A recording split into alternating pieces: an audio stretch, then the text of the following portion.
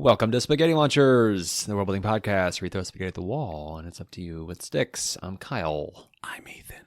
On today's episode, we are going to be very quiet because we are discussing libraries. Okay, libraries. We're going to be normal volume the rest of the time. Speak for yourself. Yes, so libraries, everyone knows what a library is. We don't even have to explain that concept. I think in fantasy, they're pretty significant player for being centers of knowledge. Wizards heavily related to cool libraries. Yeah, man.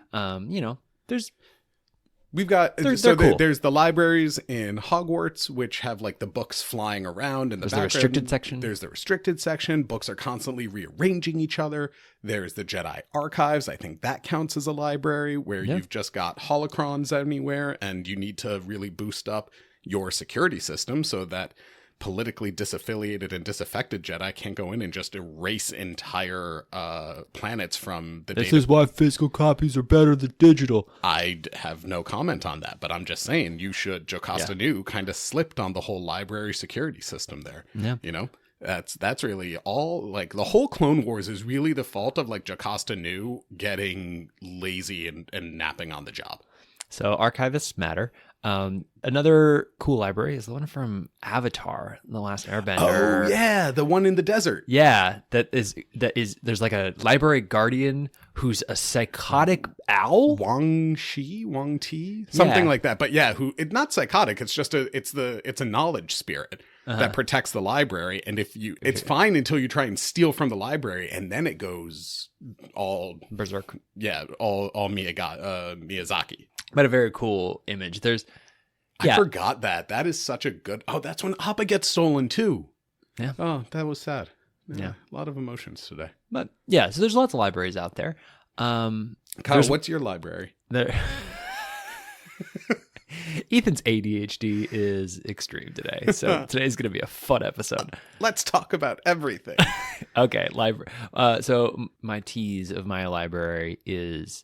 Was there a library in Mass Effect? I don't think so. You don't think? Okay. Is there? Oh, can you go into the library in Hogwarts Legacy? Serious question. Yeah, you can. What's that like? Is it cool? Like, is it fun in there? It's like a classic neo-Gothic library. It's kind of nice. Okay. It's cool. The restricted section is very different. It's got ghosts patrolling, and it's less of a open stacks. But yeah, it's fine. Okay. I don't know. Nothing. Not really there. All right, so to tease up my library. Yeah. What you got? Only one book. Shit. All right. What's your tease? Didn't see that coming. Only one book. I've got Final Fantasy ripoff. You really like Final Fantasy these days. I am playing Final Fantasy, so it's very front of mind. Sure. All right, I'll go first. Yeah. I was inspired heavily by Halo. A game I haven't played. Anytime you bring up Halo, I get excited because it's brand new to me. I know so little about the game and the lore and anything. Yeah. It's fresh pasta, man. Okay. Well, not that fresh. It's 23 years old. Is it really? Sure. Well, Halo Combat Evolved. So in the first game, there's a level that's famously the worst level in the game, famously one of the worst levels in probably any game called the Library. Okay. Even Bungie's like, yeah, we didn't do a great job with that one because it was so confusing. People got lost all the time, and it was this giant structure, this giant library, but it wasn't. It wasn't. It was like a monolith almost, where there was no real architectural nuance. It's just this big structure. You're navigating these big corridors to get to one single thing that's being kept there, which is like an index that you can use to fire the ring, which is a super weapon. So there's one de facto book at the center of the library is the source of a weapon. It's where you get the whole Halo ring as a weapon. And this is where the trigger is kept in the library. Well, I mean, I guess last place they'd ever look for it. It's not, the humans are calling it a library. It's not like an actual library. Oh. It's just the names that are being attributed to it. I misunderstood. Okay, got it. But anyway, so that was my jumping off point to say, okay, well, what if you have a library that is just the housing one single thing, one single book? Sure. And then I was thinking about what could that be? So the library that I'm imagining is not scary, not a super weapon, but it contains one book. Mm-hmm. That book has all of the knowledge of the world that has ever been, that will ever be. Oh, past, present, and future. Yeah. Okay. It is like the source of all. It is raw knowledge in a book. All right. Now, this book cannot be read by a mortal. I'm going to say 8 people have tried to read it. All 8 have died instantly because their brains have just been fried and they couldn't process it. So little Elder Scroll like. Yeah, a little bit. Yeah. And it's kept in the center of this library in, tightly under security. But the whole library is dedicated to this one book, where it's almost like a museum, and it is understanding of what the book means, how they've been able to channel it in the past, this history of the book, its caretakers, the testament to this book and to knowledge itself. But there are no other books really here. It's like the museum of the Bible. Yeah. But it's the museum of this book, but it's a library dedicated to this book because you go there to learn and to understand how we could be using this. And maybe there are other books there, but in stacks in the basement, you go down there, it's mostly about venerating this concept of knowledge and this acknowledgement that we have it all in a concentrated form. We just can't tap it yet, but maybe we will one day. And I just like this idea of a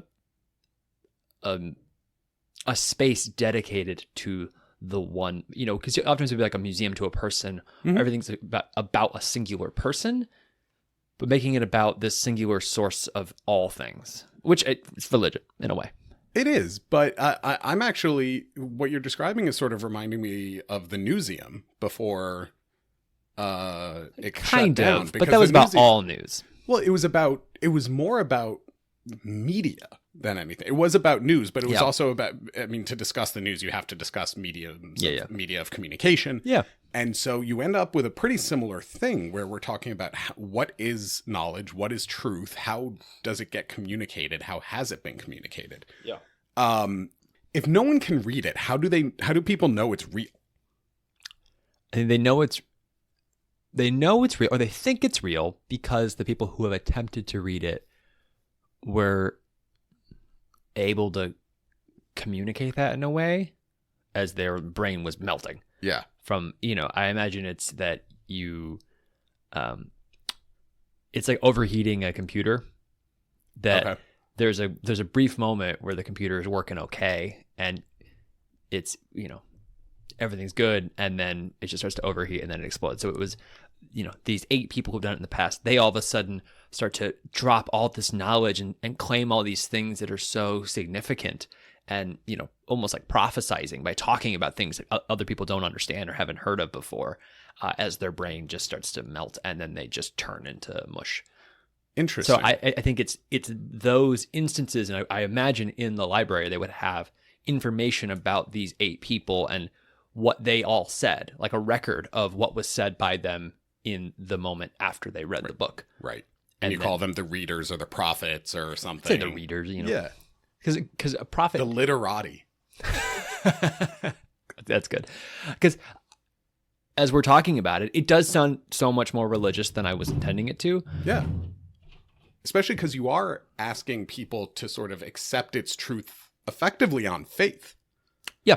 Because they can't go and experience it themselves necessarily. Yeah. Or they can, but then they die. And that's kind of a bummer. Because then maybe, all right, let's say they have figured out how to channel through it to extract some information to safely read sections of the book. Okay. So that some of the library can be, about lecturing and like transcribing what is in this section of the book. What do we know is here?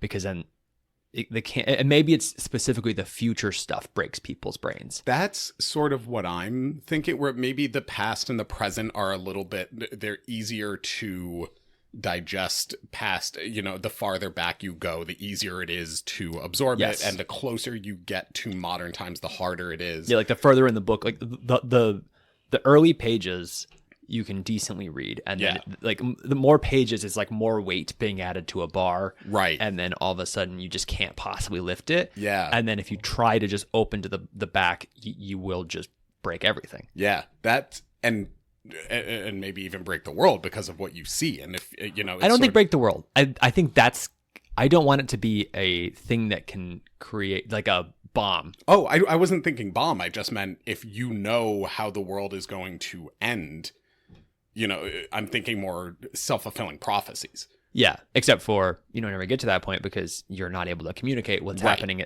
what you've just read, because it is too much. It's like the Lovecraftian nightmare. Right. Of, I cannot describe this thing. Yeah. It is too it's truly otherworldly. ineffable. Yeah. And it's this cosmic horror, but it's more this cosmic knowledge that is just so hard to describe. You know, much like how they talk about different animals that can see like there's animals that can see like infrared, or animals that the can mantis shrimp can see like 18 different levels of the ultraviolet spectrum or yeah, something. and like that kind of shit where it's we understand in theory, but we cannot fathom what that looks like. Right. We can say that a galaxy is 10 trillion light years long, but we really can't we have fathom no fucking idea what that actually means. I mean, that's a galaxy. We're on a planet, right? Yeah, like the experience of it is so much more intense. Absolutely. So I think this might be more of where the experience of it's jumping to being a mantis shrimp and experiencing all of that from nothing, but it's more intense than that. I really like this idea. I think a really cool way that you could enhance it and make it more interactive for either the people in your story or the players in your game, if this was a world, is to relax the severity of the impacts of people who read, so that, yes, they do go mad, but maybe there's some sort of pattern to their madness that other people who communicate with them can learn to interpret. So if they read the book and then they just start muttering under their breath what seem like nonsense words, yeah, you could then have a group of people working and studying their language and their words and their dreams and their visions, or if they're drawing, to try and put together and interpret the knowledge. Okay, so say you take one of those people, they sit in a chair in the center of a room, and somebody's able to, you know, much like Harry Potter with like the hair where they can see the memory. Yeah. Where they can like tap into it and project. The pensieve, I think. Yeah, and like project the memory like a film, essentially. Or project it as, you know, in some sort of artistic form that everybody can see it. Just, you know, like a hologram. Yeah. To let people see, like as a movie, this past, this knowledge, that these historical events, whatever it may be, maybe you could do something like that. Or it's, you know, you have it would be interesting to have the person who's read and then the translator who's able to fully understand what they've done, and as a tandem, that there is the knower and the speaker, and they are able to, you know, like become lecturers, professors. They become the most knowledgeable people go to the library to learn from them about all manner of topics. And part of me wants it to retain this this sense of a museum, in that there's people there and that it is like a tour. Like people go there and there's like an energy. Yeah. Not that it's just a stale library. Not that all libraries are stale. No, I'm not bad mouthing libraries. I'm just saying they're quiet. We love a library. Like I want it to be a louder library. I was in a public library in Helsinki, and it was awesome because they had like moms doing like a little class with the babies, like a physical ed class at the top of the library. There were people in there working. There was music rooms and people were in there jamming out. There was people playing PS5s in a bunch of these like separate rooms, and then there's just reading spaces, and it was so like energetic in this public place. And it's very, very much a part of the identity of libraries generally. They're community centers. They're community centers, but really that, this is a community center that is alive in a very, not in a one time of the day it's alive, in that it's alive all day long, and it's all types of things. And I kind of want to have that with this library, that it is a community center. People are going there to seek knowledge, but they can't necessarily do it just by going there to get a book. They have to go there to interact. It's interesting to me. We talk a lot about the accessibility of knowledge. Yeah. And I've done it in mine a little bit too. You'll see when I get there that there's, even when we think of libraries, which are public, which are supposed to be places where anyone can go and get access to information or the internet in our world and learn and gain resources and improve their lives. Yeah. In so many fantasy worlds or speculative fiction, there are still restrictions on it. There are still restrictions on that knowledge. Yeah. Like who can go in and access it, who can and who and how and why and when. And it's just an interesting phenomenon to me, right? Like, yeah. If you ever read The Name of the Wind, I've heard of that. Who read that? Patrick Rothfuss. Okay, that's right. It's a great book, but it is.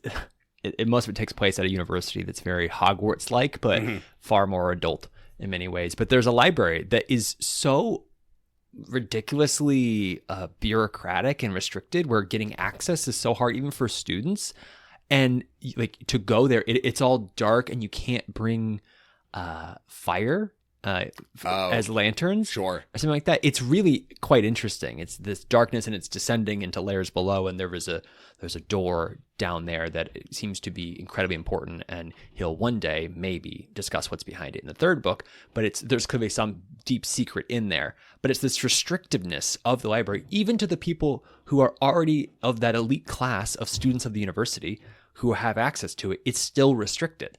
You know, Hogwarts has the restricted section, which makes some sense, but the rest of the library is open. But this is a general library that is closed to the public, and closed to the students who are supposed to have access to it, unless they are really explicitly signing in to and getting like they have to say what they're seeking, all that. It's very weird how much it's restricted, especially because it's usually associated with evil magic of some kind. Yeah. But then you could just have a library that is just regular information like our fucking world. But knowledge is also power. And so it does... Knowledge is power! It does behoove people to control access to information. Yes, Hogwarts has a restricted section. Fucking the Doctor Strange library had restricted sections in there, right? It wasn't even entirely that all of the things back there were evil. It was that they were restricted because they were so far beyond the capacity of a normal wizard. They only were able to be accessed by you have to hit a power level supreme to get it. Right? Because it's your safety. There are always restrictions on knowledge in these worlds. I just think that's an interesting projection of our own world. Yeah, because I mean, there's knowledge in our own world that's restricted, and not everybody has. And some of it's just because, it's available, but it's so complex, you're not going to understand it. Right. And then there's stuff that's like classified information. That's knowledge that is very easily understandable, but it is secret for other reasons. Well, not even that. There's personal information. Yeah. PII, right? Yeah. That's anyway. It was the way you were describing it, and my idea has aspects of that too. It's less the museum. But it was just something, it hadn't occurred to me that even I had done it too. Yeah. Well, let's close the book and let's move on to the second idea here, which is your library, which was teased up as a Final Fantasy ripoff. It is a Final Fantasy ripoff. It's called The Dome. The Dome by Stephen King. Is that an actual book? No, I think it's Under the Dome. Oh. Also the plot of the Simpsons movie. There you go. It is. Yeah, I remember there was a bad TV show about it. Was it bad? I only ever watched 10 minutes of TV, man. Sitting through a TV show is a lot for me, it seems. Anyway, so my library is called The Dome. It is very heavily inspired by Final Fantasy X, because in Final Fantasy X, there is a religious site where you can go effectively into the afterlife and summon, and the afterlife there is called the Far Plane. And all you have to do is think of and concentrate on a person, and you can speak to a manifestation of their spirit from the afterlife, someone who's died. Yeah. They, in the game, use it for religious purposes. I thought that would be really interesting to apply to knowledge. Uh-huh. So The dome is a nondescript stone dome, maybe in the middle of a city or somewhere outside a city. I haven't quite fully figured out what yet. Yeah. You could apply this to a sci-fi setting or a more typical high fantasy. Mm-hmm. You walk in, and inside it's a sphere, and it feels like you're standing in the middle of Cerebro from the X-Men movies, where there's just a platform out into the middle of a dome, and the dome is empty, but it's just you. Yeah. It is an empty space, and it's because it's not just a dome. It is spherical. It does go beneath you. It goes beneath you, correct. Yeah, and then you are at a platform in a perfectly spherical space, but if you're on the outside, all you see is a dome. Correct. Got it. This dome, through some mechanism, be it, they magic, or it just works, or they copy and scan AI brains, I don't care. Whatever the hell works for your world. But you go in there and you can actually conjure the memories, an ethereal image of a person, mm-hmm. and talk to them. Okay. So instead of going to the library and checking out a book on calculus or a book on physics, mm-hmm. you could go to the dome and learn physics from Albert Einstein. That's cool. And have Albert Einstein teach you physics. And either it's because there's something about the world where the spirits, the dome is over the soul crystal, and that's where all the souls go. I don't care. Yeah. Whatever. Question. Is one dome? What? Is there just one dome? Oh, I don't know the answer to that question. Because it's mostly logistics. Let's say no. Okay. Because only one person can enter the dome at any time. Right. So I imagine it is strictly governed. There's a line, there's time limits, there's restrictions on how much paper you can bring, how much you can bring out, right? Like, there's again, that control of knowledge, right? You still have to check out knowledge. There's a librarian who mans the door, who, signs you in, and then it's like, you got 20 minutes or you have an hour, come back out, and manages the books. Okay. That makes sense. I had not considered the possibility of more than one dome, but let's say, sure, why not? Let's say there are several. Okay, cool. Every major city has a dome. There you go. Which interestingly means that they can be replicated. So this is a technique that can be, that not only can be replicated, but also all of this stored knowledge can be replicated itself. Yeah. And transferred around. And I feel like that replicated knowledge is less of interest, because that's just, you hand wave that to a degree. Absolutely. Yeah, I'm not going to come up with a mechanism of why that is. But when you were explaining it, it immediately made me think of a great tie-in, because it sounds kind of like the spell Contact Other Plane from D&D 5e. Never cast that spell. What does that spell do, Kyle? That is a 5th level spell that allows you to contact a long dead sage, is mostly what it's about, or just some being on another plane. You don't know who. Oh, that's cool. And you ask them about a course of action you're about to do or something like that, or you can ask them questions.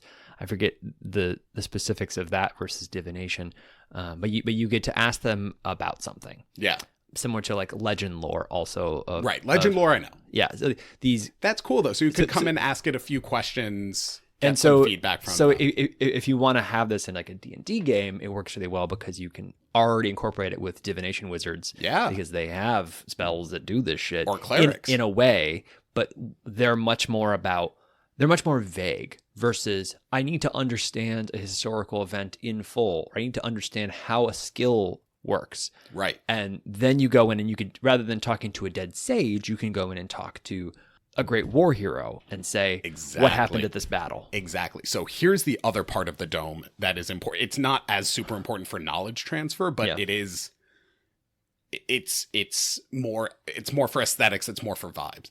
So I love planetariums as a concept. I didn't until now. You did. We've discussed this before. It's fine. You never listen to me. I talk a lot, though. We've discussed a lot of things, Ethan, in our friendship. I don't know if you know this, but we have a podcast. We say a lot of things. Is that what we're doing here? Yeah, Fuck me. I just thought you liked spending time with me. Whatever, man. Yeah, with a microphone. We'll talk about this in therapy. Our couples therapy? Yeah. No, I'm couples therapy now? I'm like I'm like Kelly in The Office when she's like, I talk a lot, so I've just learned to tone myself out.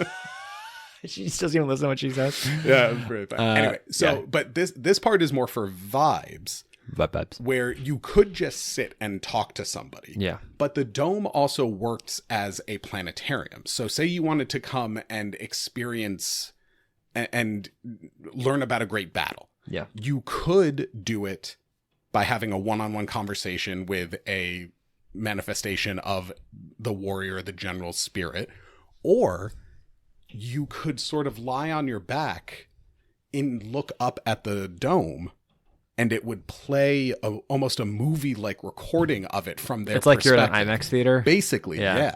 That's cool. also could be cool, because the other thing about it's libraries, we've been talking about them in terms of historical and almost more academic knowledge, right? Uh-huh. Libraries hold more than that. Yeah. They hold stories. They hold fiction. Yeah.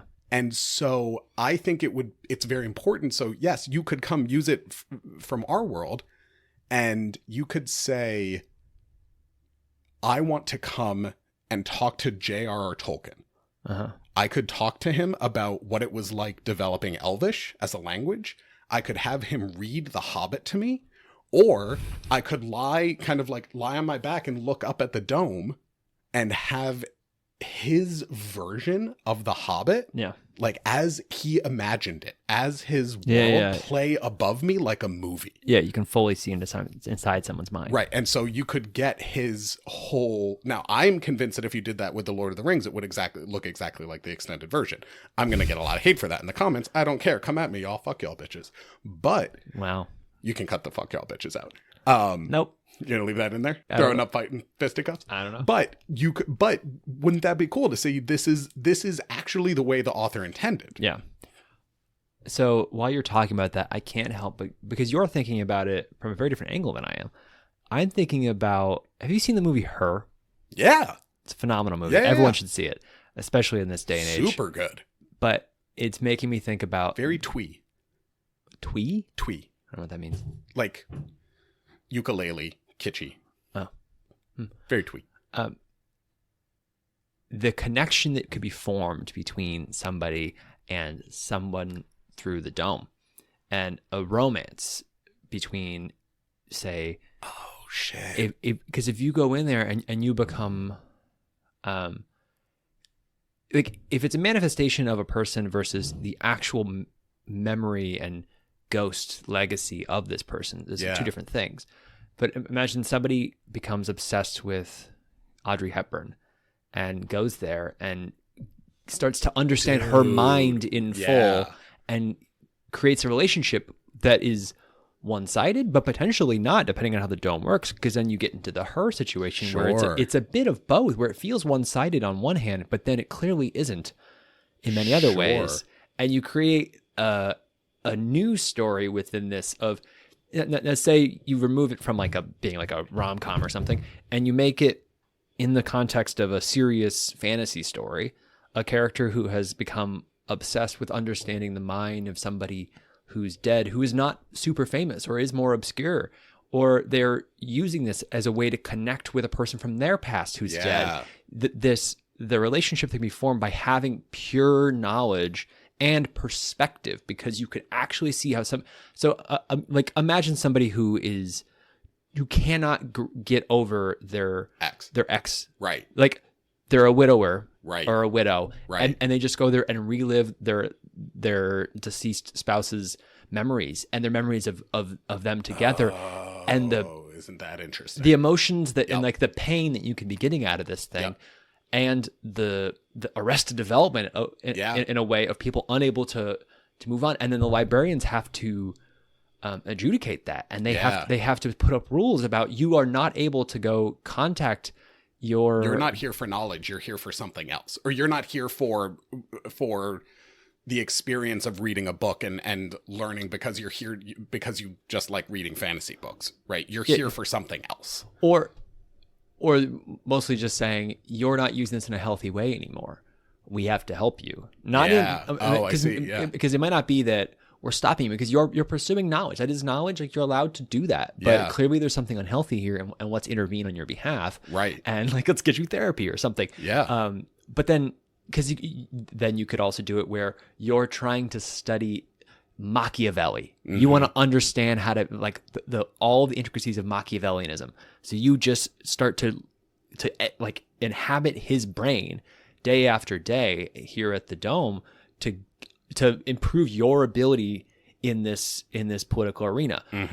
It could be anything where you take that I want to take that perspective thing and really put it up to 10, where it's not about learning in the academic sense. It's it's about building a connection and building a relationship to somebody who's gone. Well, I was going to say, I didn't even realize what I was doing when I created the Dome, but the implications of this quote unquote technology are pretty significant. Yeah. If you could figure out, and I imagine there would be someone doing this in this world, how to map the brain of a living person, they don't necessarily have to die. They could be alive. Then you could start doing it for, we were just joking about couples therapy. Why not do it for couples therapy? Yeah. I think you make it where they have to be dead. I think you do too. It's that in dying, and like we're hand waving the mechanism, but their spirit is grabbed by this system, by like it is in the magical ether to which they go. Then all of their knowledge and memories are flooded into the system that can then be accessed. I think that's a good restriction. Yeah, because otherwise it gets kind of crazy, and because then you can also use it for things like it's easy to solve murders. Right, exactly, and it just kind of spirals. But you could also the implications are fucking massive. Totally, but you could also do it with a sci-fi world where yes, we can scan the brain, but the brain has to be recently, like, you can't do it without killing the person or something, you know, like the process actually kills the person. That's why it only works for people who have died. I don't care. Hand wave it, make it up. But I think that's a really important restriction. I think that's the only way. You need a restriction on this. Otherwise it is, because the implications would be so total if we allow everything we're talking about here. Because if it's anything you could find in a textbook, you can find in this in here. That's one thing, and I think that's what we started with. But then if it is, everything can be found here from everyone's perspective, everyone's memories, everyone's knowledge. If all of that is available, you have I think a slightly more orderly world, because there's no misinformation, there's no misunderstandings, miscommunication, because you can fully go get an account, a 100% accurate account. So say nobody needs a will, because everyone just has to think about where it's all going when they die. And then you just go and you just check the memory and go, yep, it's all coming to me. And I like these Sackville Bagginses can fuck off. They don't get anything. Right. And that's very clear. There's, you'll still have friction and tension, but there's just some things that will be resolved permanently. I agree. I noticed something that you and I, in addition to putting restrictions around knowledge and the access of it, you and I also focused more on historical knowledge rather than... Well, if it's only the dead. That's what I'm saying. I did that too. And you were talking about past, present, and future. But those were in my idea. In your idea. Yeah, those were timelines. We were very... that's why I say we were very focused on historical knowledge versus, again, speculative work, art, entertainment. Yeah. I just realized a big hole in the Dome is that there's very little room for perspectives on current events. Well, you don't get that at the Dome. You get that elsewhere. You get that somewhere else. True, but as a library. Yeah, because it could be that you go down to the local town square and there's a bunch of bards and, I don't know, talking heads just having conversation about current events. Bards casting major illusions, so they're literally just talking heads. That's fun. But you could still you could have newspapers. You could have something that is talking about current events, because this is all historical for those who have died. But you could also have newspapers or something where it's really taking information that they have gotten from the Dome. Yeah. Where they have investigated something and then telling like an obituary. They can truly gather that information and really give it a honest 100% effort. That makes me feel better about the idea, because I suddenly was feeling very like, oh shit, I've left out this very glaring important feature of libraries, but there are also libraries that are very, like, there are medical libraries, there are law libraries. A library is more just a repository of knowledge. It is. You can change what purpose it serves based on the type of library, and the dome is a different kind of library. It's a different kind of library. Yeah, absolutely. I, as a complete side note to this, I want to see more libraries in speculative fiction that have things written on scrolls. You just like scrolls instead of books. I just think they're neat. I think they're cool. I just want to see. Neat. I just want to see more of them, man. But, I mean, they are hell impractical. I think that's the main issue. Right? They existed long before books. Like, think about Library of Alexandria, baby. Absolutely, but think of why the hell, for example, in Harry Potter, is everything written in books, but they're writing their homework on like rolls of parchment. That doesn't make sense. Okay, well, I know Harry Potter doesn't make sense. I get that. I just wanted to point it out. I just wanted to make sure that was on the record for everybody, and I'm glad that we both can be very clear. Nothing in Harry Potter makes that much sense. No, it doesn't make any sense whatsoever. Yeah, but anyway, cool. That was good. I made the end of the dome. Yeah.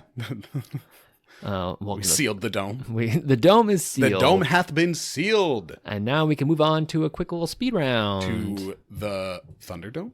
Welcome to Thunderdome. Welcome to Thunderdome, bitch. All right, 1 minute. And 1 minute. Wait, am I going first? Or You're going first. All right. Well, mine is pretty simple. 2, 1, go. I like the idea of a fortress on an island. Oh shit, that went.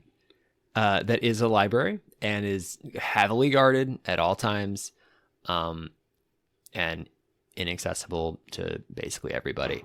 It is protecting knowledge from every like there's a war against knowledge, whatever. It's the seed vault in Norway. This is where we will keep all the knowledge that if the world should come to be in despair in some way, this knowledge will persist. Yeah. And it is like, actual books, so they need to keep those protected. And it's not like there's like experts there. Like the books will outlive any scholar. So we just need to keep these archives clean and safe, secure, fire retardant, so nothing burns, and that's the end of that one. I love that. No comments. It's speed round. I'm going to comment. No, it's speed round. No comments. No, Alcatraz in the Book of Eli, they did that. It was very good. Oh, that's true. They did do that. That was great. Yeah, that movie is weirdly good. Super underrated. Yeah, the vibes of it are excellent. Yeah, Denzel nails it. Amazing. Super underrated. It took me a while to realize how religious the movie was. And I was like, oh, this is hella religious, but very good. Yeah. Hell of a twist, too. Didn't see that shit coming. Oh my God, that twist is insane. And it makes the movie feel religious, again, in ways that once that happened, I was like, oh, I missed all of these things. It's really well done. It's so good. Yeah. I mean, it's Denzel Washington for one. And I think Gary Oldman? Oldman and Mila Kunis. Yeah, it's really good. And the soundtrack is the sound design's a banger. Yeah. And it's excellent. So would recommend. Definitely with Alcatraz. Yeah. All right. Your turn. Oh, my idea is very simply called The Cloud. As you know, we're talking a lot about knowledge in the cloud storage, iCloud, all that bullshit nonsense. In this world, there are mages that can take the electric current that exists in a human's or a creature's brain and store it magically as electric potential in a cloud somewhere. So you actually have a cloud. You have cloud storage. And that you put them all together, you start funneling all of this knowledge that's into in the cloud, episode. And you get the cloud, and that's the library. We're going to end the podcast forever, I think, after that one. That was great. You got to give me that one funny. for the pun. It's funny. Give it up for the pun. All right, I give it up for the pun. There you go. All right, my man. So what stuck for you? I like the museum aspect of yours. I think that it's not. I know I made the joke at the beginning of the podcast about being very hush hush and private, but I like that it's your view of knowledge, while still restricted, it's more engaging. It's more tactile and hands on, and you bring in the history of knowledge as part of the library itself. When it's communicating why it's restricted, and it's very open about like, oh, it's only restricted because it will kill us, right? Because we can't understand it. None of us can. We're not holding it back from anybody in particular. We just all can't learn this. Oh no, I didn't. I wasn't suggesting that. I'm just adding in a little flair. Got it. You're good. Yeah, no, absolutely. And no, I thought that was super interesting. I also really like what you did with adding in multiple domes. Oh yeah, that really seemed to for some that reason changed your brain about that. I don't know why I had so fixated on it originally as just there being one dome. Yeah. But it makes much more sense if there are multiple, and the fact that that technology is replicable makes it just much more interesting. Yeah. So anyway, that's what stuck for me. What about you? I think the perspective that you can get through the dome, I think I really liked. I like the idea, and I think it's mostly because I really like the movie Her. I think it's a great movie. But I love the idea of building relationships with people from the past, and that the strange dynamic that can come from what character, what is this character latching onto?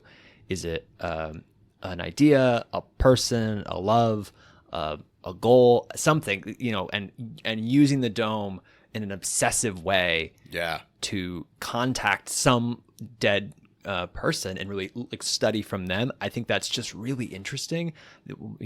Obsessive characters in stories are so normal.